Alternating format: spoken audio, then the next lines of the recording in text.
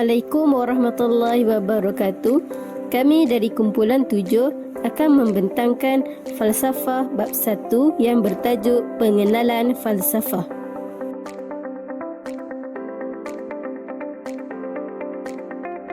Definisi bagi falsafah. Perkataan falsafah berasal daripada dua perkataan dalam bahasa Greek kuno, philosophia. Philos bermakna cinta dan sophia bermakna kebijaksanaan, yang akhirnya membawa makna cintakan kebijaksanaan, love of wisdom, atau sahabat kepada kebijaksanaan, friend of wisdom. Seterusnya ialah kepentingan falsafah. Yang pertama, untuk mencari kebenaran. Yang kedua, membawa kepada kebahagiaan fizikal dan mental. Yang ketiga, membentuk pemikiran yang baik dan menjauhi keraguan. Yang keempat, menjelaskan fenomena metafizik. Yang kelima, memahami kejayaan sesuatu bangsa. Falsafah pendidikan kebangsaan. Apa itu falsafah pendidikan kebangsaan? Ianya merupakan salah satu usaha kerajaan untuk membangunkan lagi taraf pendidikan rakyat di Malaysia. FPK ini dahulunya disebut FPN, iaitu Falsafah Pendidikan Negara. Ianya merupakan dasar kepada pendidikan di Malaysia. Idea pengubalan FPK dicetus pada tahun 1979 setelah penerbitan laporan Jawatankuasa Kabinet.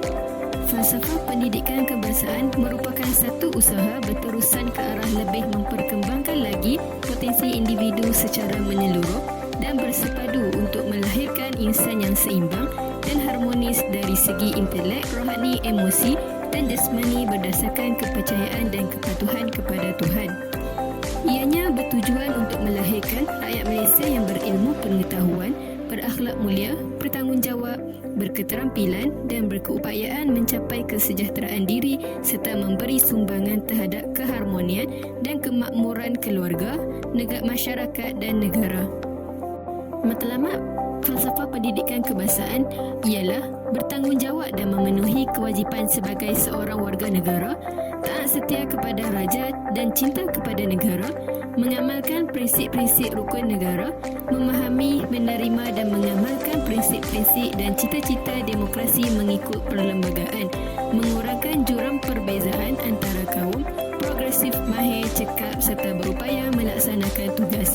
Objektif falsafah pendidikan kebangsaan: mengetahui elemen penting falsafah pendidikan kebangsaan dalam cerminan masyarakat, mengenal pasti matlamat utama falsafah pendidikan kebangsaan bagi melahirkan insan yang harmonis dalam cerminan masyarakat, mengaplikasi falsafah pendidikan kebangsaan dari aspek jasmani, intelek, emosi dan rohani dalam cerminan masyarakat. Rukun negara digubal selepas berlakunya peristiwa rusuhan kaum pada 13 Mei 1969. Rukun negara telah diisytiharkan oleh Yang di-Pertuan Agong pada 31 Ogos 1970 dan menjadi pegangan oleh seluruh rakyat Malaysia. Rukun negara merupakan ideologi kebangsaan negara yang dibentuk untuk dihayati oleh semua lapisan masyarakat, sama ada dari golongan muda atau yang tua. Prinsip yang pertama ialah kepercayaan kepada Tuhan. Di dalam Perlembagaan Persekutuan sendiri menetapkan bahawa Islam adalah agama rasmi persekutuan dan kepercayaan atau agama-agama lain boleh diamalkan dengan bebas. Setiap penganut agama sewajarnya menjadikan agama masing-masing sebagai asas membina keharmonian dan perpaduan. Semua kepercayaan agama di negara ini harus mengamalkan fahaman kesederhanaan yang dapat menyubur sifat bersefahaman dan berterangsur atau saling bertoleransi. Prinsip yang kedua ialah kesetiaan kepada raja dan negara. Negara kita mengamalkan sistem demokrasi berparlimen dan raja berperlembagaan. Oleh itu, setiap warga negara Malaysia perlu menumpukan sepenuh taat setia, jujur dan ikhlas kepada Yang di-Pertuan Agong dan negara. Yang ketiga ialah keluhuran perlembagaan. Perlembagaan Malaysia dikenali sebagai perlembagaan persekutuan. Prinsip keluhuran perlembagaan bermaksud ketinggian dan keagungan undang-undang atau perlembagaan itu sendiri. Asasi kebebasan rakyat dan keadilan sosial untuk semua kaum dan negara. Kedaulatan undang-undang. Setiap negara mempunyai undang-undang untuk mengawal dan mewujudkan satu masyarakat yang aman, tentram, stabil dan makmur. Kedaulatan undang-undang bermaksud setiap rakyat adalah sama tarafnya di sisi undang-undang negara tanpa sebarang diskriminasi kaum, gender maupun ataupun kedudukan. Yang terakhir ialah kesopanan dan kesusilaan. Prinsip ini juga berkait rapat dengan nilai-nilai moral dan akhlak masyarakat. Prinsip ini mesti mencari panduan seluruh masyarakat supaya perilaku masyarakat sentiasa terpelihara dan berkembang sesuai dengan kemajuan dan pembangunan tamadun negara yang berasaskan kepribadian bangsa dan nilai-nilai mulia. Falsafah sejahtera. Sejahtera menurut Kamus Dewan bermaksud aman atau makmur, senang dan tenteram. Falsafah sejahtera merupakan gabungan daripada falsafah pendidikan kebangsaan dan rukun negara untuk melahirkan insan yang harmonis dan seimbang dari pelbagai aspek, iaitu jasmani, emosi, rohani, intelek dan sosial, supaya menjadi warga negara Malaysia yang baik dan berguna serta dapat memberi sumbangan terhadap keharmonian dan kemakmuran diri, keluarga, masyarakat dan negara.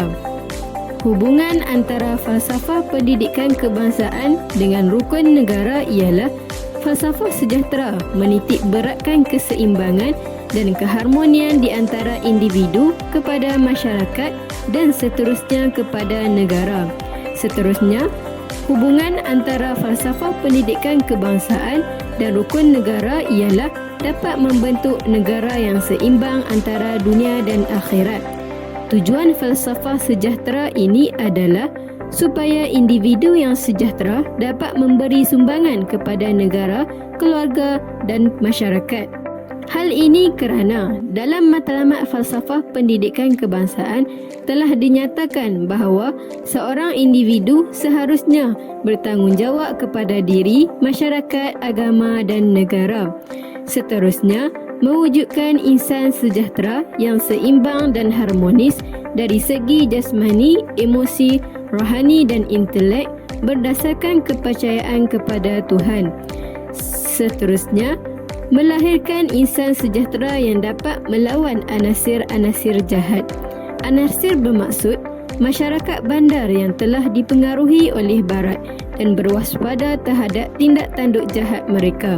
Justru itu, setiap individu haruslah bersatu hati menentang sebarang bentuk usaha mengkucar-kacirkan keamanan dan keharmonian negara, serta setiap individu juga sepatutnya dididik dengan sikap saling hormat menghormati agar masyarakat dapat hidup dengan aman walaupun berlainan bangsa dan agama.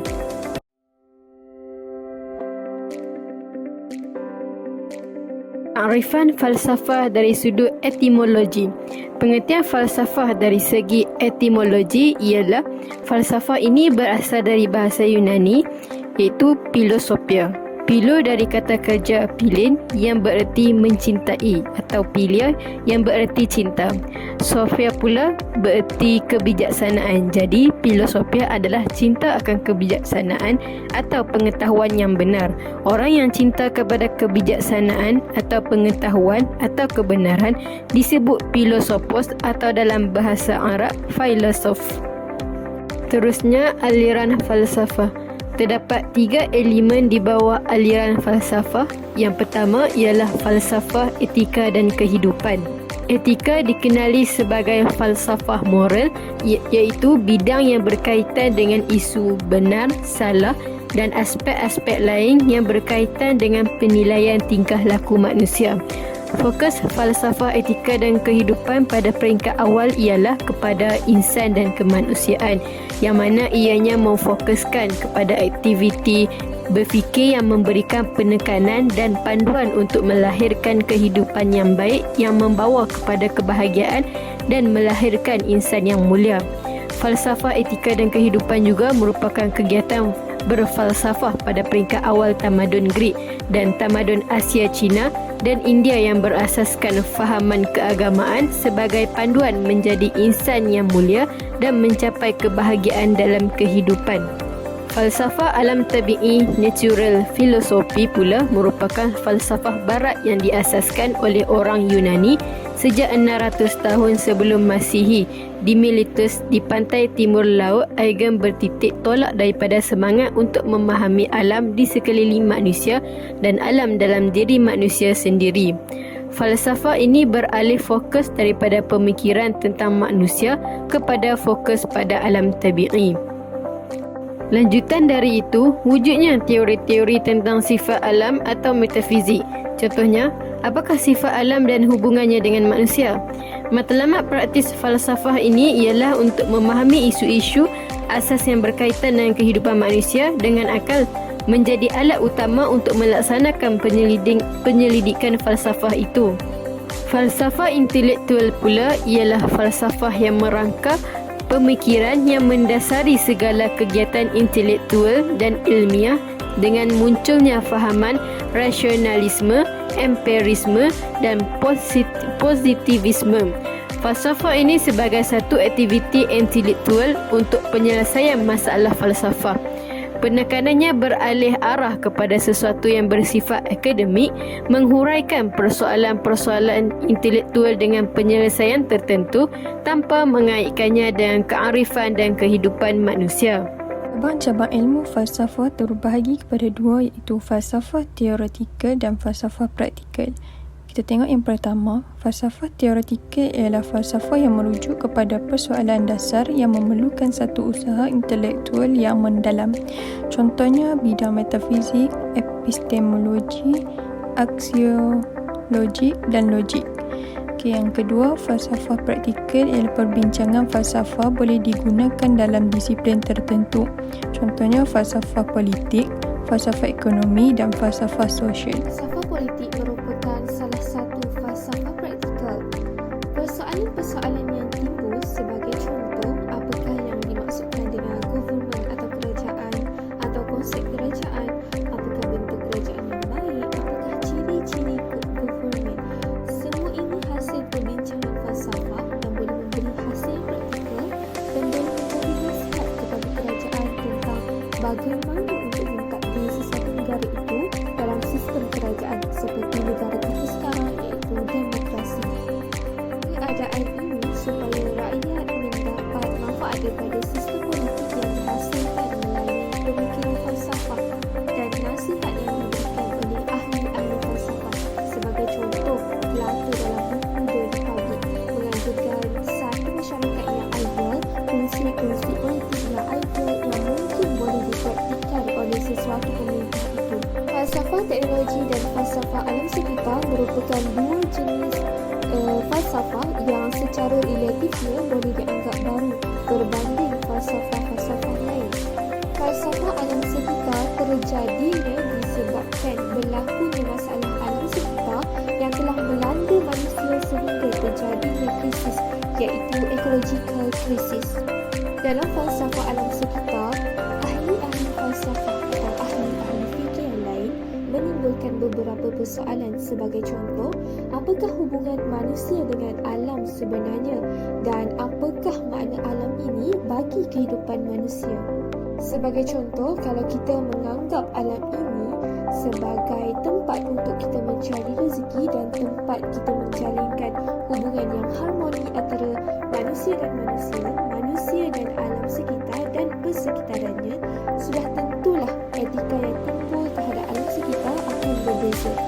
Kesannya kita akan lebih menjadi eco-friendly terhadap alam sekitar dan tidak melakukan sesuatu yang dapat memusnahkan alam sekitar.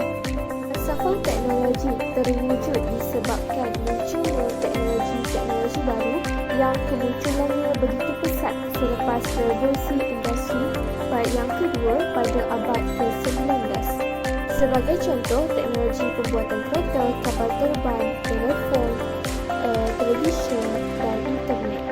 Teknologi ini juga memberi kesan yang sangat besar terhadap kehidupan manusia, sosial dan juga individu.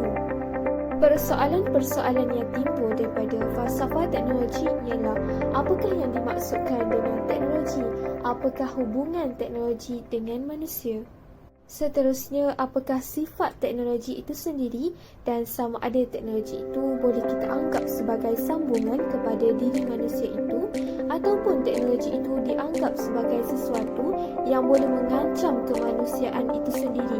Sebagai contoh, teknologi membuat bom atom, senjata-senjata nuklear ataupun baru-baru ini teknologi berasaskan artificial intelligence yang boleh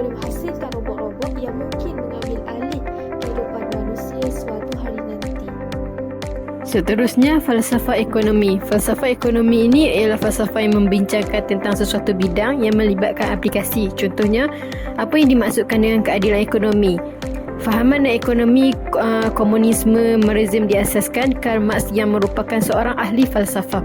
Hasil pemikiran tentang keadilan ekonomi tersebut boleh dijadikan dasar atau polisi kerajaan. Contohnya, pembahagian kekayaan negara. Assalamualaikum warahmatullahi wabarakatuh. Jadi hari ini saya ingin membentangkan tentang konsep insan, psikologi dan sosiologi.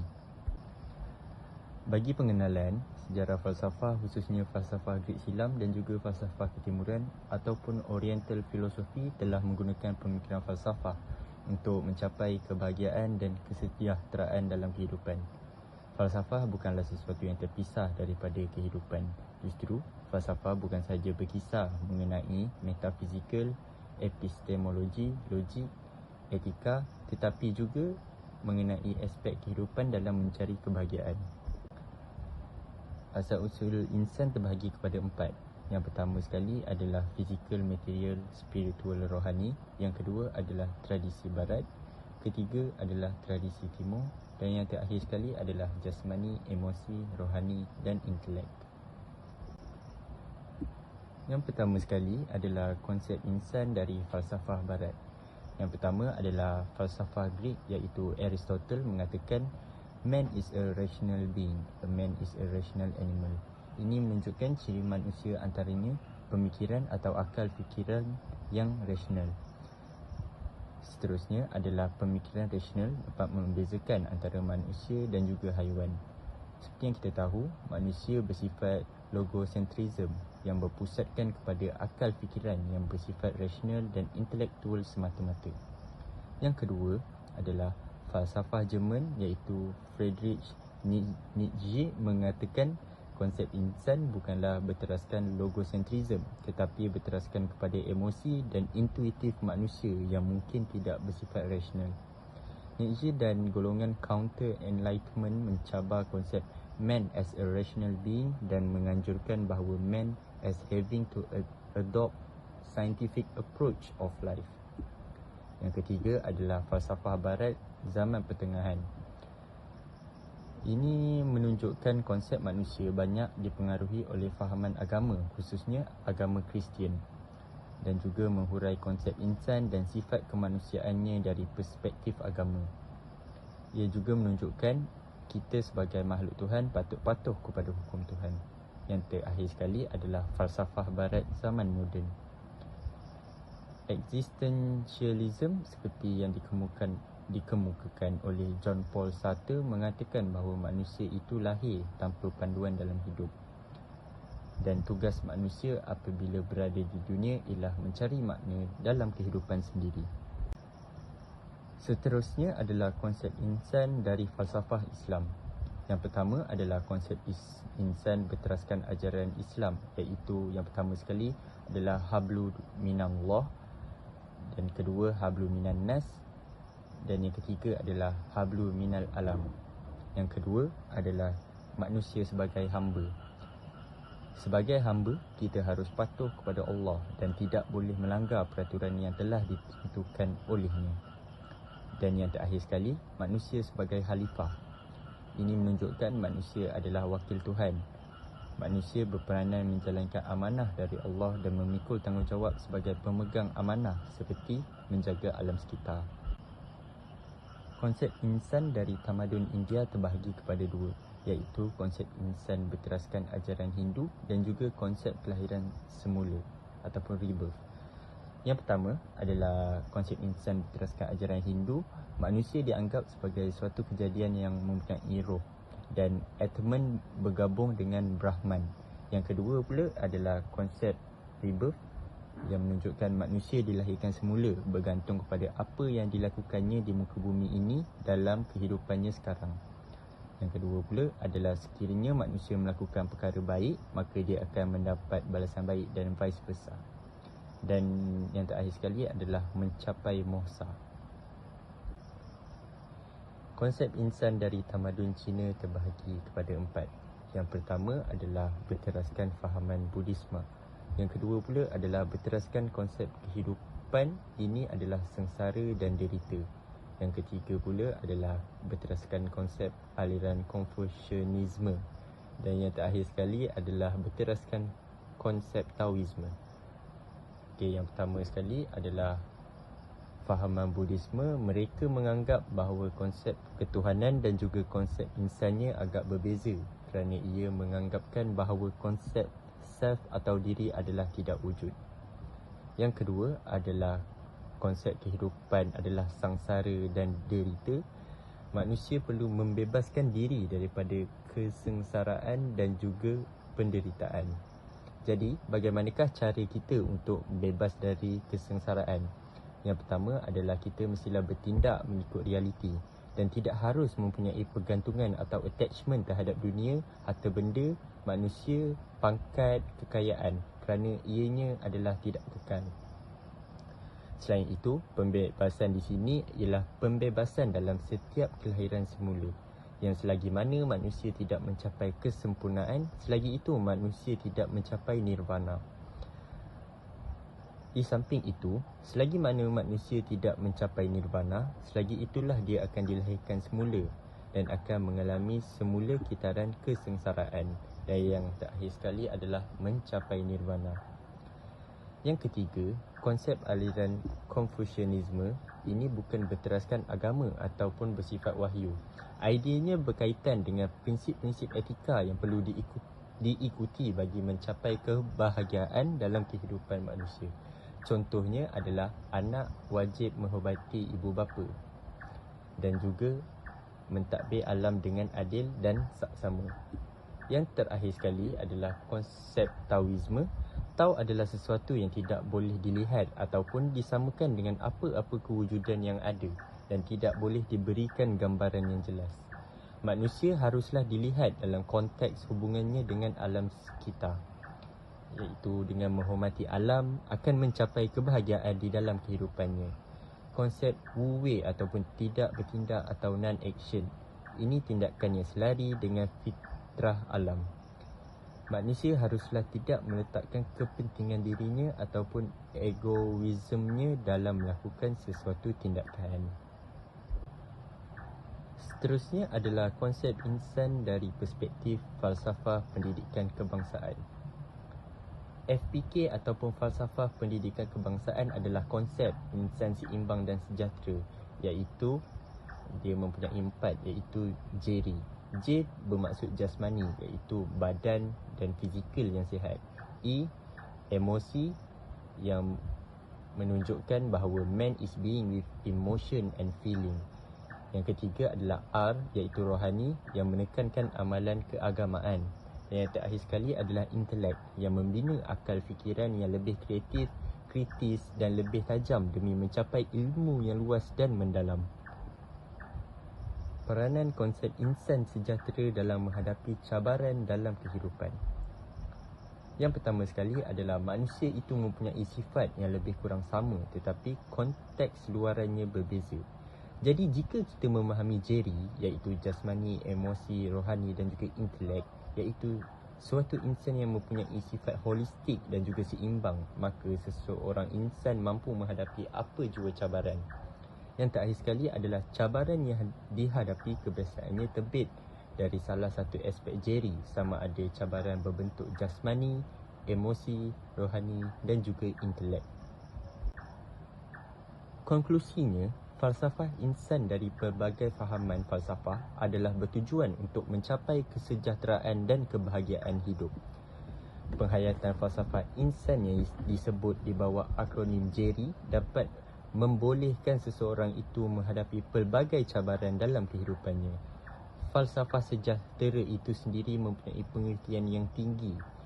Contohnya adalah Kedah Sejahtera, Salam Sejahtera. Di Korea Selatan menggunakan pakai konsep sejahtera di negaranya dengan mewujudkan Center of Sejahtera ataupun Center of Harmony.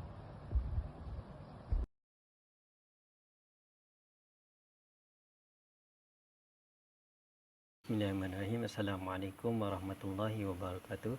Saya Luqman Hakimi Jemaat nombor metrik A194460. Hari ini saya akan membentangkan tentang tajuk yang ketiga, iaitu logik. Logik ialah pengkajian tentang penghujah, iaitu argumen yang terdiri daripada premis dan kesimpulan. Penghujah terdiri daripada turutan premis, di mana satu kesimpulan cuba dibuat daripada premis-premis tersebut. Contohnya, untuk premis yang pertama, semua manusia akan mati. Premis kedua, saya manusia. Dan kesimpulannya ialah, oleh itu, saya akan mati. Logik terbahagi kepada dua bentuk. Bentuk yang pertama ialah deduksi. Deduksi ialah penghujahan di mana kesimpulan wajib ditarik daripada premis. Kesimpulan khusus dibuat daripada pernyataan umum. Contohnya, untuk premis yang pertama, semua manusia akan mati. Premis kedua, saya seorang manusia. Dan kesimpulannya, oleh itu, saya akan mati. Untuk bentuk yang kedua, iaitu induksi. Induksi ialah penghujahan di mana kesimpulan nampaknya berkemungkinan ditarik daripada premis. Kesimpulan umum dibuat daripada pernyataan khusus. Seterusnya adalah tentang abduksi dan heuristik. Abduksi ialah memberi satu penjelasan yang terbaik berdasarkan kepada fenomena yang wujud itu. Hal ini membuatkan kita berfikir secara ke belakang dengan persoalan-persoalan yang timbul. Contohnya, kita melihat sesuatu fenomena, misalnya memerhatikan kereta yang bergerak di jalan raya, dan kita pun tertanya-tanya, persoalannya bagaimanakah keadaan ini boleh berlaku, atau apakah yang menyebabkan kereta itu bergerak. Seterusnya adalah heuristik. Heuristik ialah pemikiran yang bersifat penerokaan. Ianya bukan bersifat penilaian seperti induktif dan deduktif. Seperti induktif dan deduktif, di mana kaedah logik digunakan untuk menilai sama ada sesuatu penghujahan atau pendalilan ataupun argumen itu boleh diterima sah ataupun tidak sah. Seterusnya adalah falasi. Falasi ialah hujah yang lemah dan cacat, kesalahan pemikiran logik, dan kesilapan ataupun kepalsuan cara berfikir. Falasi ini terbahagi kepada dua bahagian, iaitu yang pertama ialah falasi formal. Falasi formal ini adalah dapat dikesan dengan mudah. Dan falasi yang kedua iaitu falasi tidak normal. Falasi ini tidak sukar untuk dikesan. Seterusnya adalah kategori falasi. Falasi ini mempunyai 3 kategori. Kategori yang pertama ialah falasi umum. Falasi umum ni contohnya adalah seperti membuat kiasan ataupun soalan perangkap. Falasi yang kedua ialah falasi berdasarkan emosi. Contohnya ialah belas kasihan ataupun rayuan khas. Manakala untuk yang ketiga ialah falasi genetik. Falasi genetik ini adalah seperti falasi bahagian ataupun falasi kewibawaan. Seterusnya adalah kesimpulan. Kesimpulannya, logik dapat membantu kita untuk membina hujah yang sah dan benar, menilai hujah orang lain dan mengelakkan kesilapan berfikir yang boleh menyesatkan atau mengelirukan. Logik adalah cabang falsafah yang mengkaji prinsip-prinsip dan kaedah-kaedah berhujah yang betul seperti deduksi, induksi, falasi dan lain-lain. Itu saja pembincangan dari saya. Sekian, terima kasih. Bismillahirrahmanirrahim. Assalamualaikum warahmatullahi wabarakatuh. Nama saya Muhammad Afiq bin Muhammad Razi, memegang nombor metrik A190605, dan saya bersama ahli kumpulan saya iaitu Luqman Hakim bin Jumaat, Aiman Hakimi bin Muhammad Kamal, Umi Azura binti Muhammad Nazri, Nur Amirah Izzati binti Muhammad Zafri, Rayhana Hazwani binti Hamzah, Naimah binti Mak Juyaini, Nuri Nabila binti Abdul Khalid, Siti Balqis binti Roslan dan Muhammad Hafizi Syauqi bin Raji'i. Pada hari ini saya akan membentangkan tentang ringkasan, logik dan konsep insan.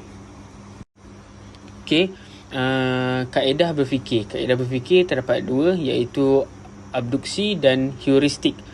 Untuk yang pertama, abduksi ini adalah dapat menjelaskan sesuatu dengan tepat. Yang kedua, keputusan ini memberikan kadar ketetapan yang tinggi. Dan yang ketiga adalah abduksi ini boleh dipercayai. Seterusnya adalah heuristik. Heuristik ni adalah proses dimulakan dengan pernyataan soalan. Dan yang kedua adalah kemungkinan besar heuristik ini berlakunya prasangka dan akan mengalami keputusan yang kurang tepat. Seterusnya adalah falasafi. Yang dia ada 3 falasafi ini. Yang pertama falasafi, yang kedua falasafi tak normal dan yang ketiga adalah falasafi normal. Yang pertama sekali, falasafi ini ia menerangkan tentang maksud falasafi tersebut, iaitu menggunakan sebab-sebab yang palsu untuk membuatkan orang mempercayainya. Dan yang kedua adalah falasafi tak normal. Falasafi tak normal ni ia sukar dikesan dan andaiannya tidak masuk akal langsung. Dan yang terakhir sekali, untuk falasafi tak normal ni adalah andaiannya tidak begitu meyakinkan. Dan yang terakhir sekali adalah falasafi normal. Falasafi normal ini mudah untuk kita kesan dan falsafa normal ini memegang untuk sesuatu yang terlalu spesifik. Okey, seterusnya adalah kita pergi kepada konsep insan. Konsep insan ni ada 3. Yang pertama sekali adalah perspektif agama. Yang kedua adalah perspektif sosiologi dan yang ketiga adalah perspektif psikologi. Yang pertama sekali, perspektif agama adalah manusia ini diciptakan oleh Tuhan, yakni Allah, yang diberi fitrah di dalamnya. Dan yang kedua adalah perspektif agama ini, ia dikaitkan dengan fikiran mengenai hakikat manusia sebagai makhluk untuk berfikir dan bertindak. Seterusnya, dari segi perspektif sosiologi, maksud yang saya berikan dari perspektif sosiologi ini adalah ia melibatkan pengajian mengenai tingkah laku manusia yang berinteraksi dengan masyarakat dan persekitarannya. Seterusnya, yang terakhir sekali adalah perspektif psikologi, iaitu pemahaman mengenai aspek kejiwaan seperti perkembangan manusia, kesihatan dan sebagainya. Yang kedua adalah kajian perspektif psikologi ini adalah mengenai aspek fizikal dan biologi manusia seperti fungsi tubuh badan manusia. Seterusnya saya akan pergi kepada konsep insan dari falsafah barat. Saya dapat menerangkan 2 sahaja di sini, iaitu zaman pertengahan dan zaman moden. Untuk zaman pertengahan, konsep insan dari falsafah barat ini adalah dipengaruhi oleh fahaman agama, iaitu agama Kristian. Dan seterusnya adalah zaman moden. Zaman moden ini yang diberitahu oleh konsep insan dari falsafah barat ini adalah manusia dilahirkan tanpa panduan dan sifat kerohanian semula jadi, yakni existentialisme. Okey, sebentar tadi adalah konsep insan dari falsafah barat. Seterusnya saya akan pergi kepada konsep insan dari falsafah Islam. Yang pertama sekali adalah mementingkan konsep ketuhanan, iaitu manusia itu hamba kepada Allah. Dan sebagai status hamba, kita wajiblah untuk patuh akan segala perintah dan larangan daripada Allah. Seterusnya adalah manusia adalah khalifah di muka bumi ini. Ini bermaksud kita ini memegang amanah dari Allah untuk menyampaikan apa yang Allah suruh, iaitu menyampaikan kebaikan dan mengelak daripada melakukan keburukan. Seterusnya adalah hakikat dan sifat insan. Kat sini saya berikan 4 perkara, iaitu yang pertama fizikal, yang kedua material, yang ketiga spiritual dan yang keempat rohani. Untuk yang pertama iaitu fizikal adalah tubuh badan yang sihat dan cergas dapat dimanfaatkan kepada masyarakat. Seperti kalau tubuh badan kita sihat, kita dapat tolong berkhidmat dekat ibu bapa, dekat orang tua, begitu. Dan seterusnya Yang kedua iaitu material, iaitu ciri manusia yang cenderung memberi tumpuan kepada keperluan material atau duniawi seperti kekayaan, kuasa dan status sosial. Dan yang ketiga adalah spiritual. Sifat ini dapat membantu seseorang dalam mengatasi kesulitan dalam hidupnya seperti solat, berzikir dan berdoa. Kerana apabila kita mengingati Allah, maka hati kita akan tenang. Yang keempat yang terakhir sekali adalah rohani.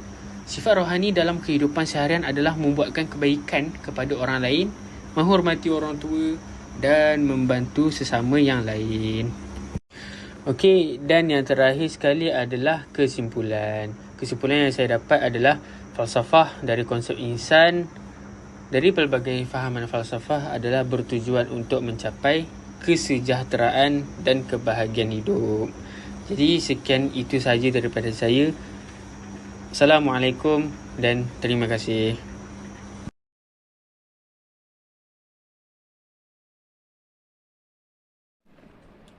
Assalamualaikum warahmatullahi wabarakatuh. Hari ini kumpulan kami akan membentangkan tajuk yang kelima iaitu metafizik. Okey. Apakah itu metafizik? Metafizik adalah satu kajian di peringkat paling abstrak atau paling umum mengenai sesuatu perkara atau sesuatu fenomena yang berkaitan dengan alam. Menurut Aristotle. Okay. Dan dalam metafizik ini berkait rapat dengan hubungan insan dengan alam. Hubungan insan dengan alam ini terbahagi pada dua teori, iaitu teori materialism dan teori idealism. Okay. Teori materialism ini adalah apa-apa yang boleh dilihat atau wujud dan dianggap kewujudan itu, iaitu jasad dan jirim, iaitu yang hakiki, yang real, yang kita boleh nampak. Dan teori materialism ni menafikan hal kerohanian atau tidak nampak. Manakala teori idealism ini adalah kewujudan benda-benda yang bukan material. Dan ia tidak bersifat jirim atau fizikal. Dan ia juga membuka ruang kepada kepercayaan rohani seperti roh. Okay. Seterusnya adalah hubungan horizontal insan. Okay. Menurut Hamka, maksud insan ialah alam kecil dan alam ialah insan yang besar. Okay. Dalam hubungan horizontal insan ini ada tiga perkara, iaitu mekanisme, determinisme dan realisme. Mekanisme adalah alam dan manusia seperti mesin dan makhluk. Mekanisme kan? Okay. Seterusnya adalah determinism. Determinism adalah tindakan manusia yang boleh diterangkan secara sebab musabab atau mengikut hukum yang diletakkan. Manakala realism ini adalah alam yang wujud secara nyata dan objektif. Dan dalam realism ni adalah ada terdapat Darwinism, iaitu alam wujud secara sendiri. Okey. Dan yang terakhir adalah metafizik keagamaan. Okey, metafizik keagamaan ini adalah realiti tidak terhad pada jasad. Ia adalah agama tidak terbatas pada material dan idea dan merangkumi kedua-duanya. Dan metafizik keagamaan ini agama menolak fahaman materialism ini. Baiklah, seterusnya kita pergi kepada hubungan vertikal insan.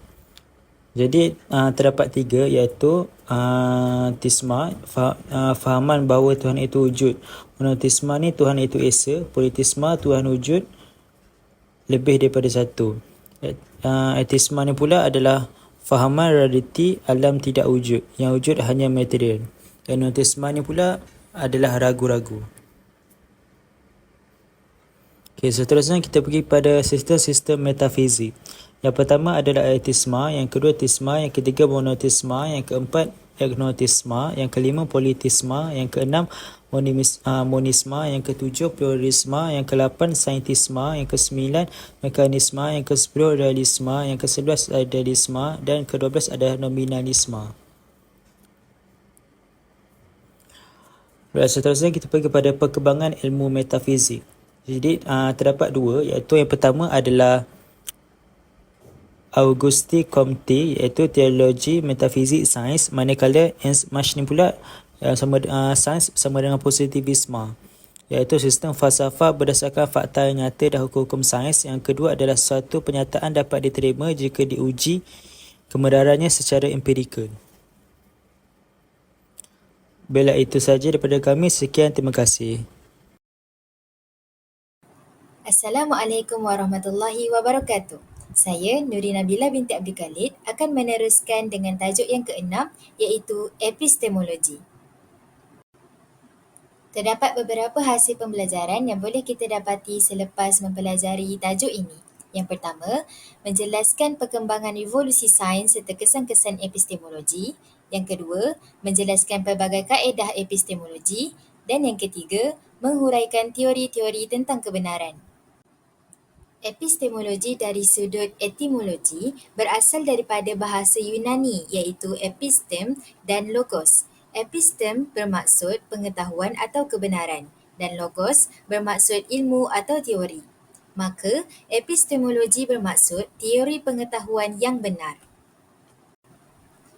Menurut Oxford Dictionary of Sociology 2009, epistemologi bermaksud the philosophical theory of knowledge on how we know what we know. Ini bermakna epistemologi adalah mengenai bagaimana pengetahuan yang dimiliki diperolehi oleh seseorang individu. Epistemologi juga bermaksud suatu disiplin ilmu yang bersifat evaluatif, iaitu menilai, normatif, iaitu tentukan standard, dan kritikal, iaitu menguji, serta membahas tentang kebenaran sesuatu pengetahuan. Fokus utama epistemologi terbahagi kepada 3. Yang pertama, menjawab apa yang benar dan sudah diketahui. Yang kedua, menjawab bagaimana cara untuk mengetahuinya. Dan yang ketiga, melihat kepada perkara yang boleh dilihat secara realiti dan kemudian diteliti secara saintifik melalui pengetahuan yang dimiliki. Antara kesan epistemologi kepada seseorang ialah membantu seseorang untuk mengetahui perkara yang ada dalam sesuatu bidang, termasuklah perkara yang tidak berkaitan dengan sesuatu bidang tersebut. Selain itu, epistemologi membantu memahami cara dan arah manusia berfikir dan mendorong manusia untuk sentiasa berfikir dan menciptakan sesuatu yang baharu. Seterusnya, falsafah ilmu dan pengetahuan. Pengetahuan merujuk kepada kefahaman manusia terhadap sesuatu perkara yang mana ia merupakan kefahaman yang sistematik dan diusahakan secara sedar. Pengetahuan yang tersusun akan meningkat menjadi ilmu atau sains. Ilmu sains. Dari sudut etimologi, sains bermaksud mendapatkan sesuatu ilmu atau maklumat. Dari sudut terminologi, sains didefinisikan sebagai ilmu pengetahuan yang bersistem yang berdasarkan kepada cerapan, kajian, eksperimen atau uji kaji dan sebagainya. Hubungan falsafah dengan sains. Sains pada awalnya merupakan sebahagian daripada cabang falsafah kerana falsafah merupakan induk bagi segala ilmu pengetahuan yang ada. Falsafah dan sains mengalami perubahan di mana subjek sains dan falsafah itu telah berkembang dan mempunyai cabangnya tersendiri. Sebahagian daripada subjek sains telah terdiri sebagai satu disiplin ilmu yang tersendiri seperti ilmu matematik, ilmu kimia dan ilmu biologi. Seterusnya, kita berpindah kepada revolusi sains atau saintifik. Revolusi saintifik berlaku di Eropah sekitar tahun 1500 hingga 1750 Masihi. Pada waktu ini, pembangunan sains berlaku dengan rancaknya. Seiringan dengan itu, proses pemisahan ilmu pengetahuan daripada nilai-nilai agama Kristian turut bermula. Kesannya, penyelidikan di barat mula disesuaikan dengan keadaan neutral nilai atau dikenali sebagai konsep bebas nilai. Konsep bebas nilai mempunyai makna yang berbeza-beza bergantung kepada konteks dan ia memberi impak kepada pengertian sebenar penyelidikan saintifik pada masa kini. Kesan daripada revolusi sains menjadikan falsafah pemikiran barat menjurus kepada beberapa aliran, iaitu aliran rationalism, aliran empirism dan aliran skepticism. Aliran rationalism telah dipelopori oleh ahli falsafah pada abad ke-17 dan 18. Aliran ini menekankan kepada kemampuan akal atau otoriti akal fikiran untuk memperolehi ilmu dan mencari kebenaran. Kebenaran haruslah ditentukan melalui pembuktian logik, berbanding dengan analisis melalui keimanan dan ajaran agama. Aliran empirism pula telah dipelopori oleh ahli falsafah British pada abad ke-18. Berasal dari bahasa Yunani empirikos yang bermaksud pengalaman. Aliran ini menolak pandangan falsafah rationalism bahawa akal manusia mempunyai konsep terhadap sesuatu objek sebelum proses tanggapan di alam dunia. Manakala aliran skepticism berasal dari bahasa Yunani skeptomai yang bermaksud untuk melihat sekitar dan untuk mempertimbangkan. Doktrin dalam ilmu pengetahuan yang menekankan ketidakpastian dalam wilayah ilmu. Aliran ini merangkumi tindakan mempertanyakan, sikap ketidakpercayaan dan sikap keraguan. Skop skepticism terbahagi kepada 3. Skepticism falsafah, skepticism agama dan skepticism saintifik. Slide ini diteruskan lagi dengan sumber perolehan ilmu. Antara sumber perolehan ilmu ialah wahyu dan tradisi, intuisi dan ilham, ilmu huduri, kearifan tempatan dan hikmah. Sumber perolehan ilmu yang pertama iaitu wahyu. Dari sudut terminologi, bermaksud segala yang disampaikan Allah kepada Nabi dan Rasul yang berupa ajaran atau perkabaran dalam bentuk sejarah, hukum hakam, peristiwa akan datang, perkara ghaibiyat dan lain-lain. Peranan wahyu adalah untuk menjaga dan memelihara syariat Islam dan petunjuk kepada manusia dan seluruh alam. Hakikat wahyu ialah pengalaman yang diperolehi golongan yang khusus. Seterusnya, intuisi atau ilham. Ia merupakan pengetahuan yang diperoleh tanpa melalui proses pemikiran. Boleh berlaku dalam keadaan tidak sepenuhnya sedar dan bersifat personal, datang secara tiba-tiba dan tidak boleh diramalkan. Intuisi mempunyai banyak nama dan istilah, antaranya ialah kasyaf, basirah, wujdan dan ilmu laduni. Sumber perolehan ilmu yang seterusnya ialah ilmu huduri. Ilmu huduri ialah ilmu pengetahuan yang diperoleh seseorang yang soleh dari Allah melalui ilham, inspirasi dan tanpa dipelajari terlebih dahulu. Ia bukan terhasil daripada pemikiran, melainkan sepenuhnya wujud melalui kehendak Allah SWT. Seterusnya, panca indera. Semua pengetahuan yang diperolehi manusia melalui kelima-lima panca indera, iaitu mata, hidung, perasaan, telinga dan lidah. Selain itu, kearifan tempatan. Kearifan tempatan ialah disiplin ilmu dan kepakaran yang berasal daripada budaya asli tempatan, berkembang sejak zaman silam dan telah dipraktikkan sebagai sebahagian daripada cara hidup masyarakat.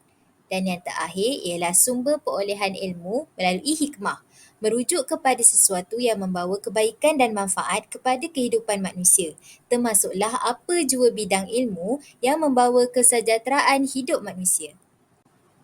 Seterusnya dilanjutkan lagi dengan kebenaran ilmu berasaskan kepada beberapa teori kebenaran. Yang pertama, teori kebenaran koresponden, teori kebenaran koheren, teori pragmatik dan agama dan tradisi. Saya teruskan dengan teori kebenaran koresponden. Teori kebenaran koresponden ialah benar atau salah terletak pada kesesuaian antara subjek, yakni apa yang diketahui, dengan objek, yakni realiti. Misalnya, Shah Alam terletak di Selangor. Antara kelemahan teori koresponden ini ialah bagaimana kita boleh membuat perbandingan antara idea dengan teori jika kita tidak berhadapan dengan realiti atau realiti tersebut tidak jelas, contohnya di alam kubur. Seterusnya, teori kebenaran koheren. Ia dianggap benar jika boleh dibuktikan benar melalui uji kaji, tetapi jika sebaliknya, maka akan digugurkan atau dibatalkan. Misalnya, jika A sama dengan B dan B sama dengan C, maka C sama dengan A. Kelemahan teori ini ialah terdapat penyataan yang boleh mengelirukan. Seperti suatu penyataan hanya akan benar jika tiada penyataan yang berlawanan dengan penyataan yang sebelumnya. Teori pragmatik pula ialah suatu pengetahuan adalah benar apabila memiliki kegunaan yang praktikal atau bermanfaat dalam kehidupan. Penemuan dan aplikasi smartphone dikatakan benar kerana berguna untuk memudahkan kerja manusia. Kelemahan teori ini ialah bersifat relatif dan berubah mengikut zaman. Hanya mementingkan idea yang berguna walaupun idea tersebut palsu. Akhir sekali adalah agama dan tradisi. Agama ialah kebenaran mutlak yang bersumberkan dari Tuhan dan dihayati dengan keimanan dan kepercayaan. Manakala tradisi ialah kesinambungan tradisi ilmu, berkesinambungan ilmu dengan mengetahui khazanah ilmu generasi terdahulu. Itu sahaja daripada saya. Sekian, terima kasih. Topik 7. Ideologi dan isu semasa. Ideologi berasal daripada bahasa Inggeris ideal yang bermaksud konsep atau idea, dan logi berasal daripada bahasa Yunani logos yang bermaksud sains atau pengetahuan. Secara harfiah, ideologi ialah pengetahuan tentang idea atau ajaran asas yang melibatkan aspek politik, sosial, ekonomi, sejarah dan sosial geografi manusia yang membentuk keperluan mental dan fizikal individu dan masyarakat. Ideologi semasa terbahagi kepada 4. Pertama, realisme. Kedua, modernisme. Ketiga, pasca modernisme. Keempat, cabaran masa kini.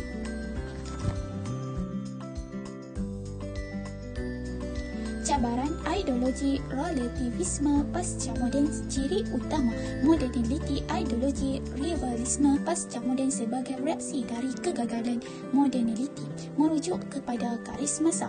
Garis masa terbahagi kepada 3. Yang pertama, zaman pertengahan merujuk kepada gereja dan agama. Kedua, moden merujuk kepada modernisme, sekularisme, humanisme dan liberalisme. Ketiga ialah pasca moden. Pasca moden merujuk kepada relativisme, subjektivisme dan skeptisisme. 3 aliran di dalam orientasi pemikiran masyarakat kontemporer. Pertama, fahaman modernis. Kedua, pasca modernisme. Ketiga, berkaitan dengan keagamaan. Perbincangan agama Islam. Modernisme. Modernisme bermula pada abad ke-18 dengan gerakan pencerahan yang diketuai oleh tokoh-tokoh seperti Immanuel Kant, John Locke dan David Hume. Fokusnya adalah pada pemikiran rasional, menekankan kebenaran dan keagungan kegemilangan sains dan kaedah empirikal. Ini melibatkan meninggalkan ciri-ciri lama masyarakat zaman pertengahan yang berpusatkan agama. Modernisme percaya kepada keupayaan manusia untuk mencipta kehidupan yang lebih baik dengan rasional dan kaedah saintifik.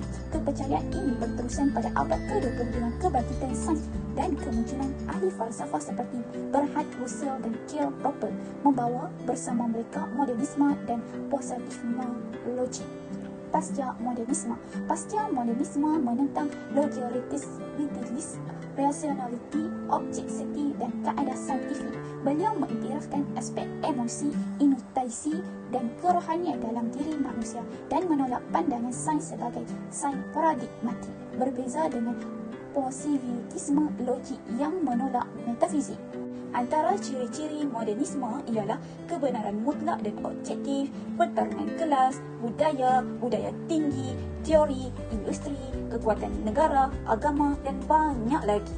Seterusnya ialah pasca modernisme. Antara ciri-cirinya ialah kebenaran relatif dan subjektif, pertarungan etnik, budaya rendah, anarki, paradigma, kekuatan bersama dan banyak lagi. Fenomena dan manifestasi relativisme pasca moden. Teori relativisme.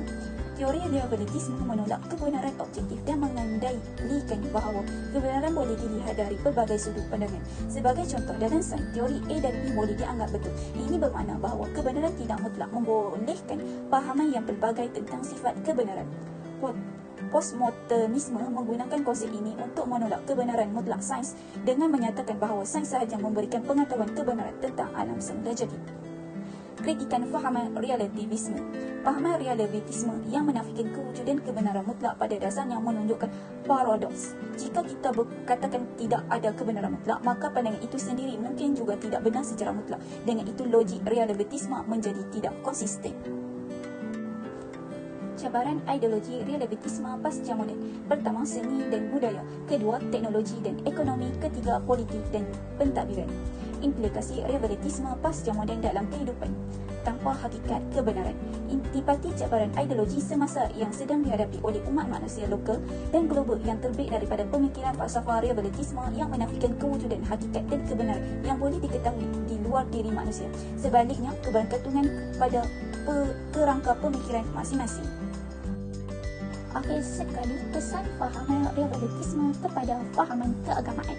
Fahaman relativisme dapat menimbulkan masalah logik yang serius dalam konteks keagamaan, seperti dalam Islam yang menganggap kebenaran sebagai mutlak. Dengan pendekatan relatif, terdapat potensi pencegahan logik di mana menerima kebenaran dan ketidakbenaran secara serentak boleh membawa kepada konflik. Ahli sains juga menolak relativisme kerana dapat menghalang kemajuan dalam kajian saintifik. Sekian, terima kasih.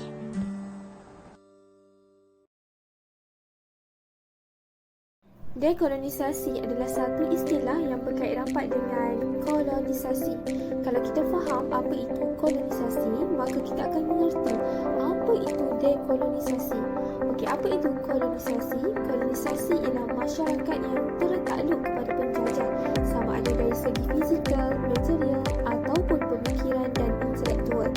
Manakala dekolonisasi ialah masyarakat membebaskan diri daripada penjajah, sama ada dari segi material, mental atau pemikiran.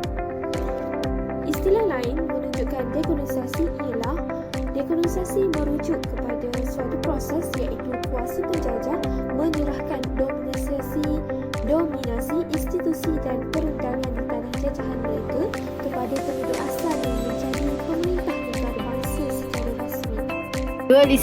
Dualisme merupakan suatu konsep yang berhubungan dengan kewujudan dua elemen yang berbeza pada satu benda atau perkara. Elemennya ialah moral legal, mind body problem, subjektif objektif, kuantitatif kualitatif, spiritual material dan seni sains. Cartesian dualism membahagikan kepada dua ekstrem iaitu bersifat sebagai mutlak manusia manakala alam benda sebagai makhluk tiada apa-apa nilai. Gagasan itu telah memutlakkan keupayaan akal rasional manusia secara bersendirian tanpa peranan aktif Tuhan dan alam dalam proses perolehan ilmu. Rasionalisme Descartes yang menyingkirkan peranan Tuhan menjadi paradigma ilmu dan universiti moden hari ini. Egoisme berasal dari bahasa Latin yang bermaksud aku. Teori egoisme ialah teori yang menganggap ianya baik apabila sesuatu itu menguntungkan diri sendiri.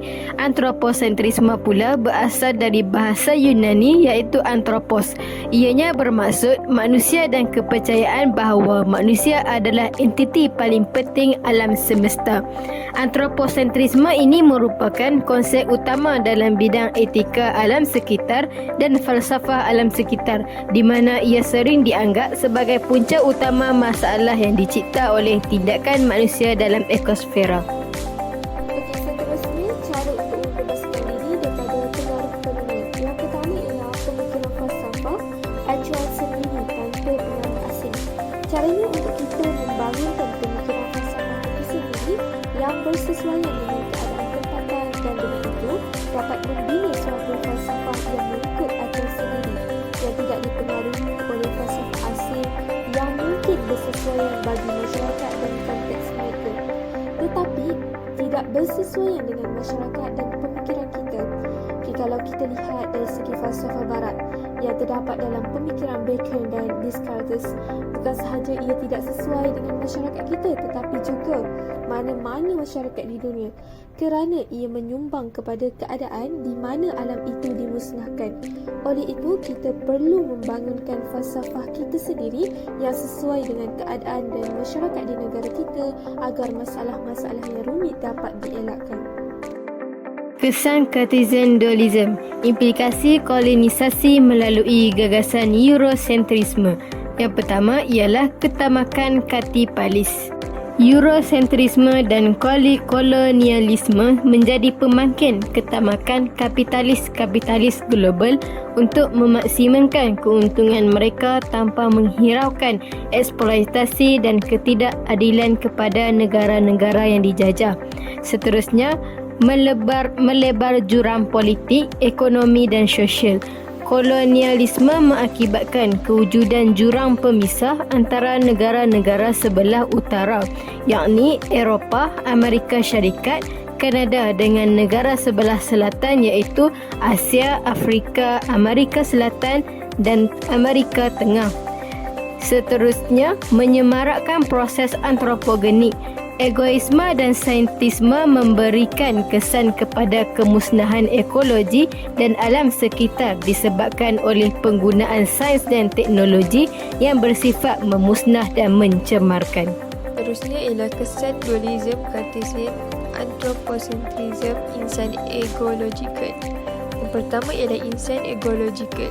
Istilah egoism berasal daripada bahasa Latin ego yang bermaksud aku. Teori yang menganggap sesuatu nilai itu baik apabila menguntungkan diri sendiri. Individu yang berpegang kepada falsafah ini percaya bahawa mereka harus mengambil keputusan yang dapat memaksimumkan faedah kepada diri sendiri. Yang kedua, antropogenik. Antropogenik adalah kesan atau akibat yang dihasilkan atau dibuat oleh manusia atas sesuatu yang berlaku disebabkan oleh aktiviti manusia. Kesan antropogenik ialah kemusnahan alam, ekosistem, eksploitasi alam. Yang ketiga, anthropocentrism. Dari sudut etimologi, anthropocentrism berasal daripada perkataan Yunani anthropos yang bermaksud manusia atau kepercayaan manusia bahawa manusia adalah entiti paling penting alam semesta. Ini adalah konsep utama dalam bidang etika alam sekitar dan falsafah alam sekitar, di mana ia sering dianggap sebagai punca utama masalah yang dicipta oleh tindakan manusia dalam ekosfera. Elemen-elemen yang perlu ada dalam falsafah baru ialah falsafah aspek ketuhanan dan juga falsafah sejahtera. Falsafah aspek ketuhanan merupakan falsafah yang mementingkan akan aspek ketuhanan atau kepercayaan kepada Tuhan yang terdapat di dalam rukun negara yang merupakan prinsip pertama iaitu kepercayaan kepada Tuhan. Keadaan ini berbeza daripada Barat kerana Barat sudah hilang kepercayaan kepada Tuhan. Konsep manusia dalam Islam juga hubungan di antara manusia dengan Tuhan dan manusia dengan alam. Kita lihat bahawa Islam menganjurkan bahawa manusia ini cumalah wakil daripada Tuhan atau khalifah dan juga merupakan hamba Tuhan. Khalifah manusia merupakan manusia yang mempunyai tanggungjawab dan amanah tertentu yang harus dipikul, iaitu manusia tidak bebas untuk melakukan terhadap alam dengan sesuka hatinya.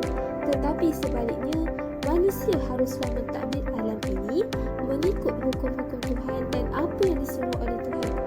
Alam juga merupakan tanda kebesaran Allah sebagaimana di dalam Al-Quran dan dengan itu membawa pengertian simbolik yang mengingatkan kita akan kewujudan dan penciptaan Tuhan.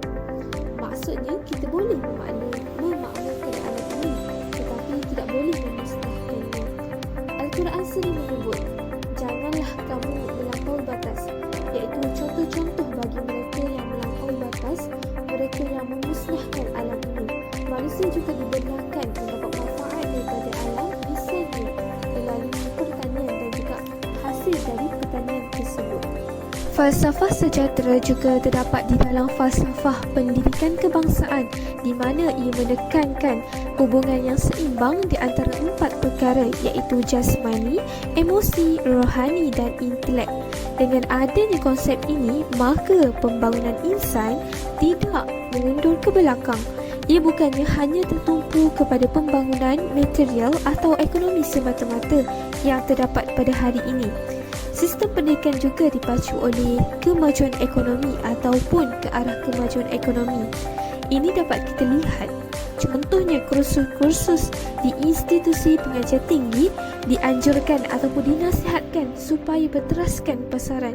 Maka penumpuan kepada kursus-kursus humanitis yang mementingkan pembangunan kerohanian, intelek dan emosi tidak akan diberi perhatian yang sewajarnya. Dan keadaan ini penting di dalam menangani masalah-masalah sejagat dan juga masalah tempatan yang lokal.